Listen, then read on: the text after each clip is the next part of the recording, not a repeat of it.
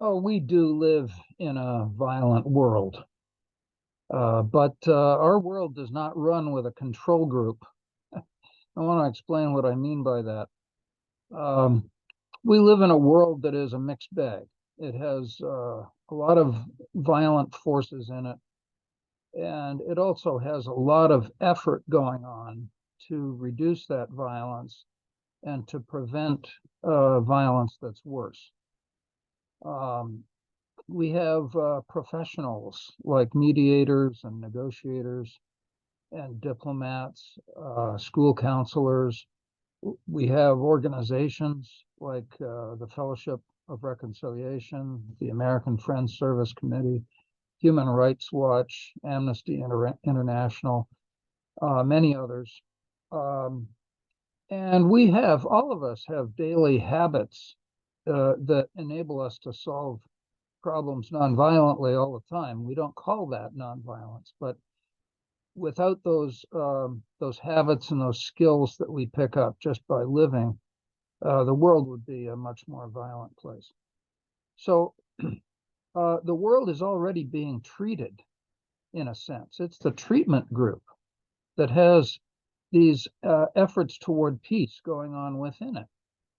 Um, and a control group would not have those treatments. It would be much more violent than the world we know now. Um, Violence calls attention to itself in a way that peaceful problem solving does not. And so we don't often think about all of the, for practical purposes, nonviolence that's going on in the world already. Um, if we could look at a control world without all of those efforts going on, it would be much more violent. I think that's the point to try to imagine. Um, but the other thing that this train of thought leads to is maybe a search for those nonviolent efforts that are going on everywhere.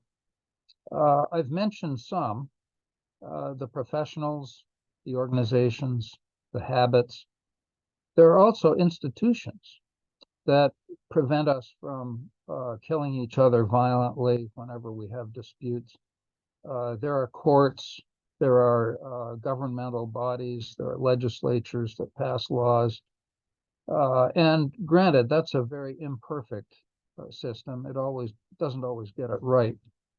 But without those, we would have a much more chaotic and violent and dangerous world. We have some examples before us, like Gandhi's thought, which turned into action during the Indian independence movement. We have the work of Martin Luther King in the American Civil Rights Movement. And there are people all over the world that look to those examples for clues as to how we need to educate ourselves differently.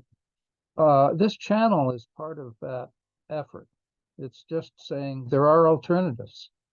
And what we need to do, I think, to have a more peaceful world is to strengthen the efforts toward peace that are already going on. Please like this video and subscribe to the channel, and I'll see you soon.